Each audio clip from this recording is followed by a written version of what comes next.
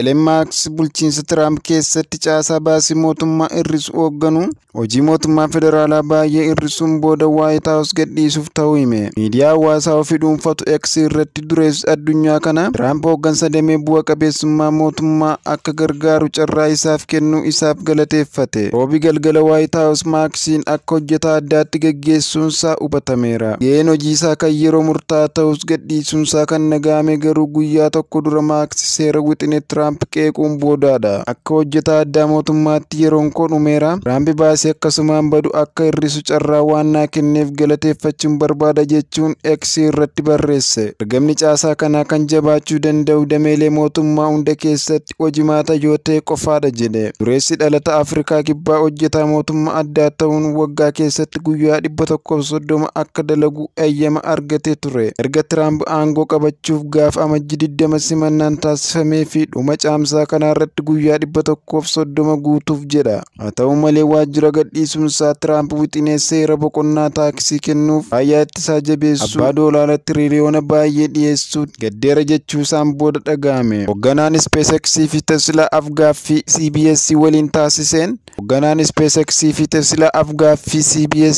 taasiseen kanneen seera Trump guddaa fi bareedaa jedhan mootummaa federaalaa irratti hanqina fiduu mala jedhe. Kunis hojii inni doog keessatti hojjechaa ture kan busheessuudha jedhe. Wixineen dhiyeeffame guddaa fi bareedaa ta'uu danda'a garuu al takkatti lamaansaa ta'uu danda'a jedhee yaadu jedhe. Musk kaabinoota Trump muraasa wal dhibdee keessa kan gale yoo ta'u yeroo hojii isaa eegale baajata mootummaa federaalaa keessa baasii doolaara tiriliyoona 2 akka hir'isu karoorsus booda karoora kana walakkaan kuteera. Marratti doolaara biliyoona 150 godhe. Karoora doog kanaan hojjettoonni mootummaa federaalaa miliyoona 2.3 keessaa kan 260 hojii isaanii dhaabaniiru. Haala gariin dhaddachi mootummaa federaalaa ari'amuun hojjettoota kana dhorke kanneen ari'amanis akka deebi'an taasiseera. Musk dhuma ji'a eebilaa keessa dhaabota ofiisaa hoogganutti akka deebi'u himee ture. Kunis tattaaffii Trump Waashingten jijjiiruuf taasisu irratti qeeqni jabaachuun boodaadha. Waan hundumaaf maqaan badaa jira jechuun Washington Postitti hime. Yeroo Musk mootummaaf hojjechaa ture gurgurtaan konkolaataa elektirikii dhaabbata isaa gadi bu'e.